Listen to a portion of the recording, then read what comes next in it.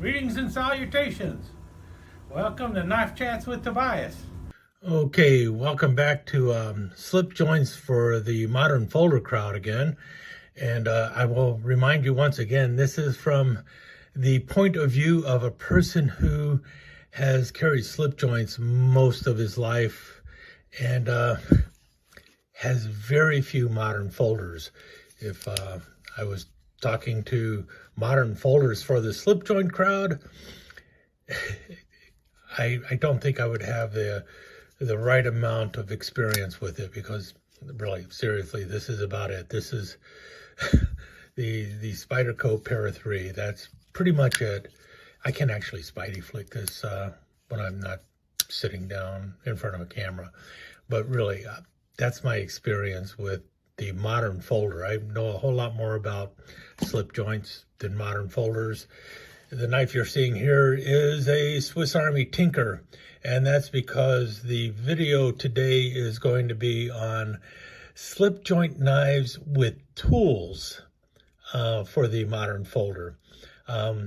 We've already covered single-bladed slip joint knives, and we also covered multi-bladed slip joint knives that have all cutting blades, such as this Stockman. So all of the blades on this one are designed for cutting. And I went over those in a previous video.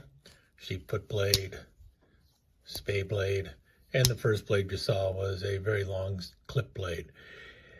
But today we're going to be talking about slip joints that have multiple blades, but really only one cutting blade or two cutting blade, and everything else are tools on there.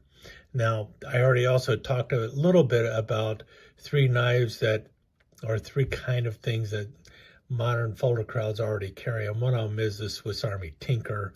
I mentioned that one. Swiss Army knives I'm going to cover in a different video, but I just wanted to throw this one out there so that people would understand that I've already talked about multi-bladed cutting blades. I will be talking about the 3 or 4 Victorinox Swiss Army knives that I think the modern folder crowd should consider, other than the Tinker, in a future video. But today I'm going to be talking about slip joints that have multiple blades, but only really one or two cutting blades, and everything else is really a tool on there. And I'm going to be kind of talking about how useful is that tool one way or the other. And I'm also going to have to admit, I'm going to cheat a little bit on this one, because in the case of slip joints with extra tools, sometimes you will find out that one or two of the blades might actually have a lock on it.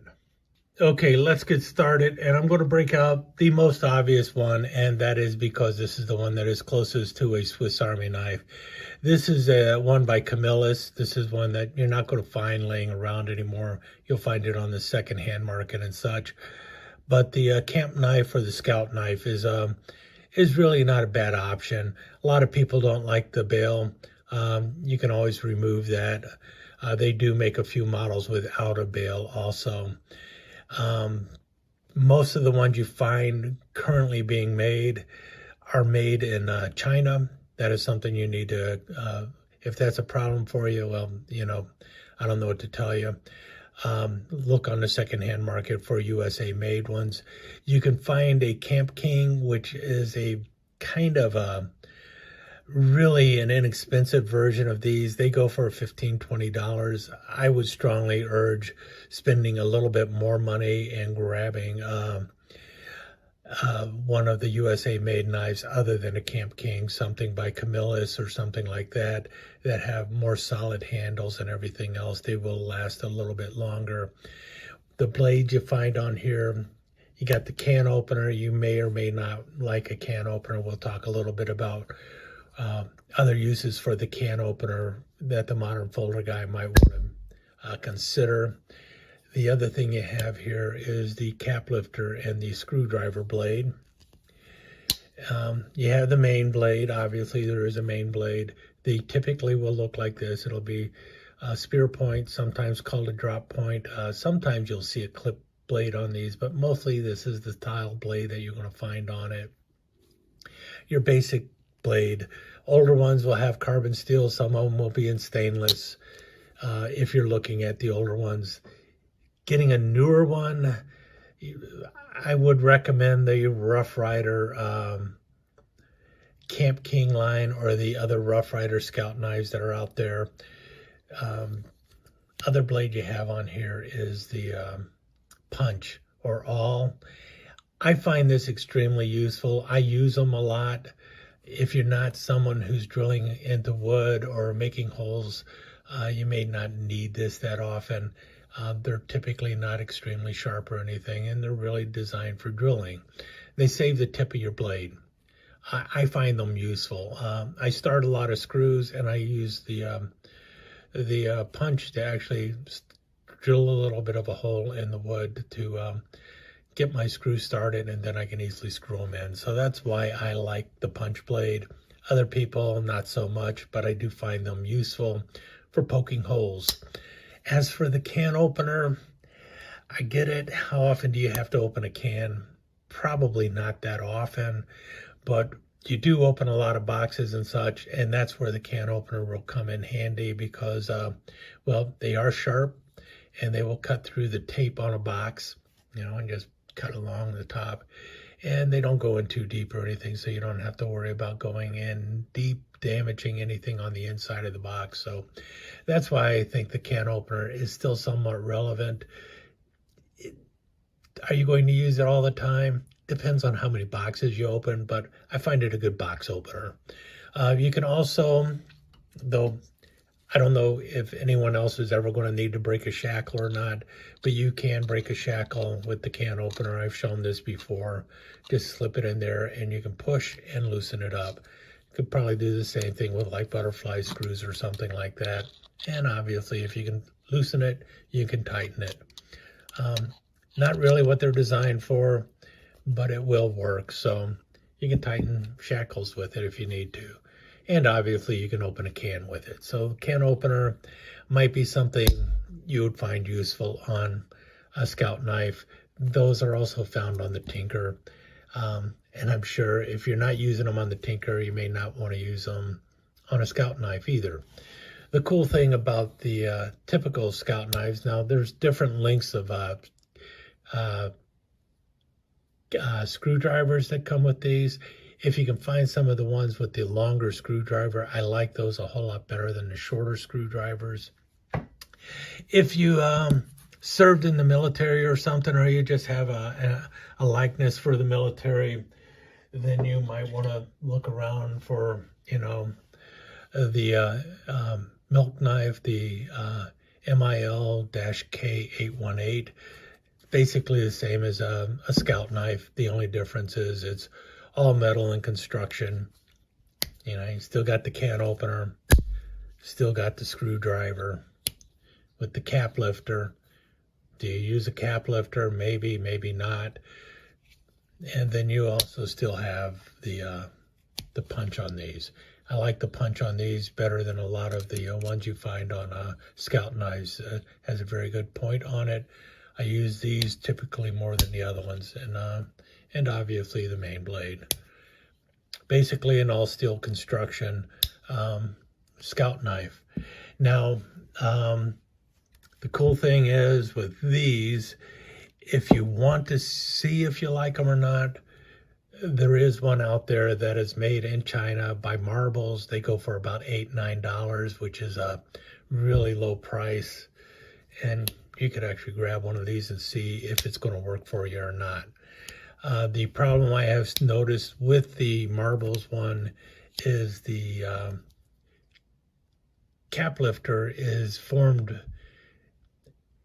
ill-formed, let's just put it that way. And I find it difficult to open a bottle of beer with this cap lifter, but you do have a fully functional screwdriver.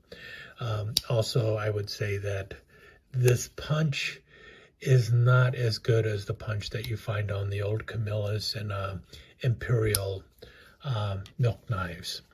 But there's an option for you if you're looking for just your camp knife. Now, the Boy Scouts also came out with a Deluxe camp knife, and we have that one here. And it has basically all the same blades that you're seeing on here. You got your can opener, and then on the other side you have a screwdriver, but it's a little shorter. You can see that it's a little shorter, so there's a bit of a compromise going there. Got the cap lifter still on there. And then you do have a punch. And finally, you got your main blade here. And like I said, this is by the Boy Scouts. Marbles also makes this. This was originally, I think this is originally done by Imperial. But the other blade that you have on there is you have a little Phillips screwdriver on there, which a lot of people could use a Phillips screwdriver now and then. Now this is a #1 Phillips. It will loosen a #2 screw, but you can see it is a very small tip on there. So it's not going to work on every Phillips screw out there, but it is going to work on your #1 and #2 Phillips screws. And so that might be another option that you're going to look at, especially if you're looking for something that has a Phillips screwdriver on there. So that is, to me, a good option. Now the next ones I'm going to show you, I have to admit I have a little bit of a bias towards them because they're fish knives. One of them is a large fish knife. The other one is a medium fish knife. The large one here is in the Rough Rider Glow series. It's built on a 5-inch toothpick frame. This is a case built on a 4¼ inch toothpick frame. But the reason I'm calling these out, besides being a big toothpick fan, is because of the secondary blade on these knives, which can be very useful. And if you're someone who likes to go fishing or something, then maybe this is a knife that you would want to just say, hey, I'm going to throw that in my pocket along with my modern folder. It's got a cap lifter, so if you need to pop open a beer, you do have that option going on for you. This one has a newer style scaler, which also acts as a bone saw, so it will cut through fish bone and stuff like that. You got the hook remover at the tip here. Now, for the most part, most people are not going to need any of that stuff, but this little bone saw here will also do wonders cutting through cardboard and stuff, so that's very helpful. Also, the tip here, not so much on this one, but on a lot of them, it narrows a little bit here, and you can actually use the tip for a flathead screwdriver, which is also helpful. And also, if you notice, it does have a ruler there. So you got a 3½ inch ruler on the knife, but also you also know that the knife is basically 5 inches long, so you can use that to a certain degree for measuring things too. In any case, I find that blade can be useful in a number of chores that I run into, especially when it comes to just cutting up cardboard, and also if you need something to open a bottle or something like that. So that's one of the reasons I find this useful. Now, on the smaller one here, this one, it has the older style blade, which is not going to work as well for cutting through cardboard. This is not really sharpened or anything. You still have the cap lifter down here. But the tip on these, the ones that are a little bit smaller, notice this is a slightly smaller tip. If you're somebody like a mechanic or something and you need to loosen up valve stems on cars, this will actually do that. You can actually get that in there and loosen up a valve stem on a car. Plus, this one is flat enough that you can actually use it as a flathead screwdriver in a pinch. So it does have a few other options. Also, Case loves to put a hook sharpener on there, so you do have a very small sharpening stone on there for, like, you can really sharpen a blade on there, but you can't sharpen a hook. So more likely to be useful if you're somebody who does a little bit of fishing now and then. But you do have a cap lifter, and that is one of the things that a lot of people seem to throw on modern folders. On all sorts of knives. People love to put cap lifters on knives. I don't know how useful those are these days, but a lot of people do that. And you will find that happening on all sorts of traditional slip joints too. They will take and make a secondary blade. This is the Barlow. This is one of those knives that I said is a really good choice for people.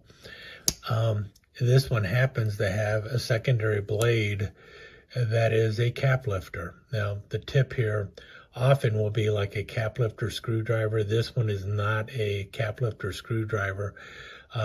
This is actually designed to punch holes in a can so that you can shotgun a beer. That's what the purpose of this blade is. But you do have a cap lifter on there. And you'll see that quite often with a lot of traditional knives that have that cap lifter added to it. To me, I think the better option is actually the screwdriver tip. I would much rather have a secondary screwdriver along with the main blade. And that brings me to the last two knives that I'm going to show you. And first one is a Cub Scout knife. Now this is a small knife, 3 3/8 inches long. And it is really kind of unique in the world of traditional knives, because you do have the spear point blade. Notice it has a half stop. Most Cub Scout knives will have a half stop, which is a cool thing. Then you have the cap lifter screwdriver. This one has a long one. Some of them will have a short one. And it has a lock so that it will not accidentally close on you, which is better than a lot of these other ones that you're seeing here, because it's really good to have a screwdriver, because you are going to be doing a lot of twisting with the screwdriver, and you don't want the screwdriver to close on you. And so it's one of those things where that actually makes sense, even in a traditional knife. Something where you're going to do a lot of twisting, you do want the blade to lock. For the most part with slip joints, the main blade, you don't need it to lock, because all you're doing is cutting down, cutting this way. You're always cutting. These are not designed for poking or pushing. A lot of people end up hurting themselves when they're prying with the blade and the blade accidentally closes. And you really don't want to pry with the main blade anyway, because it's going to break. That's most of the reasons why you see a knife with a broken tip. Somebody decided to pry with it when they shouldn't have. And the reason they are prying with it is because they did not have a screwdriver. So that's why I think this is a good idea with the Cub Scout knife. Now, the Cub Scout knife also has a punch blade, and this one doesn't work 100%, but you can see that another blade where you're going to be doing a lot of twisting doesn't hurt to have that little press here dummy liner lock going on with this, so that you can actually twist without concern, or with less concern of the blade folding on you. Any blade can always fold. But in any case, Cub Scout knife is a really good option, I think, especially for someone just getting into slip joints, and the fact that you have that screwdriver on there to protect your main blade. So you can use your screwdriver blade here for all those dirty tasks that you don't want to use your blade for. You don't have to pry with it. You don't have to pry with your main blade. You have a screwdriver. You can loosen the screws with it. You don't have to worry about any of that stuff. So Cub Scout knife is a really good option. This is one of my favorite patterns, the Cub Scout knife. Now the last one, this is kind of more of a grown-up knife. And this one had a lot of fun in the military too. This is the Electrician knife. This is a TL-29, as you can see there. This one is by Camillus. This is a post-World War II version. You can still find TL-29s out there. They're made all over the place still, or the Electrician knife is. What you have with them is you have a spear blade, the main blade, and it will lock at the half stop, and then you got it opening up. Really good movement on them. The older ones are really good. They have that really strong pull on them. Now you see the liner lock, that is not for the main blade. It's for the secondary blade, which is the screwdriver. And the screwdriver will also will also have a sharpened edge down here and a little wire cutter there. But really the main purpose of it is you have a very long screwdriver here, nice long tip on it, and that means you really can get in some distance with your screwdriver. And it does have a lock on there, so it is not going to close on you. So that is always a good option as far as I'm concerned. If you're going to carry a secondary knife, this might be the one you really want to be looking at, is a TL29, an electrician knife. Now, true, it is not a complete slip joint in that the secondary blade locks, but you cannot get a knife more traditional. It's been around for, almost 100 years. And you can also find electrician knives with different blades on them. This one actually has 3 different blades on there. The main one is like, well, you got a screwdriver here. This one is by Klein. And you notice you have a liner lock for that one. Sometimes you'll have a second liner lock for other blades on there, depending on what the blade is being used for. This one still has the spear blade, which is dropping right down the middle. But they also have a third blade, which is a hawkbill blade, which a lot of people like. Now, they also make versions of this that just have the screwdriver and the hawkbill blade, which could be very useful for many people. But that is one of the things about the electrician knife. There's a little bit of variety in it, but this is your basic one, what's known as a TL29 by a lot of people. That's the name that the U.S. military gave it, the TL29. But it's basically an electrician knife. You'll find it either way. And a couple companies still make these today. So the ones being made today are made in China, but they're still quite well made. Even Klein, I think Klein might still make them in the United States, or they assemble them in the United States, but the parts are coming from either Japan or China. I'm not sure. But they're still out there, electrician knives. And that is really, I think, among the traditional knives that are readily out there, that's probably the one I would go with if I were just coming into it, either this one or the Cub Scout knife. These are my top 2. But one tool that you rarely see on traditional knives that I think would be a really good, useful thing to find. Sometimes you'll see it, but not very often. But I have it here on the Spyderco Clip It tool. Now, this is more of a modern knife, but it is a slip joint. And you have, the main blade, and then the secondary blade on this is a pair of scissors. And I need scissors almost daily for all sorts of different chores. I know you could just cut it with your main blade, right? Well, scissors are often a much easier choice for doing a lot of cutting. Takes less time and just works better. You rarely see that on knives outside of Victorinox Swiss Army knives. We'll be talking more about that in the next rundown, though. With that said, I think I'll leave it with these 2 knives here, the electrician knife and the Cub Scout knife. These are my top 2 choices for the modern folder guy who's coming over to the world of slip joints. Now, if you're looking for just a true slip joint, no locks in or anything, I would probably go with this one here. It's simple enough. The milk knife, they're still out there. You can get them for $20-30. You can get the one made in China by Marbles. This is new. It goes for $9. At $9, it's definitely worth a try to see if it's going to work for you or not. With that said, I will let you go, and I'll talk to you again soon. Next time, we'll delve into the world of Swiss Army knives. Let me take just a second to thank you once again for dropping by and spending a few minutes here at Knife Chats with the Pious. I really do appreciate it, and I do appreciate any comments that you leave. So please remember to give me that thumbs up, and also don't forget to subscribe and ring that notification bell so you'll know when the next episode is up and running. thanks again for dropping by. Really do appreciate your time here.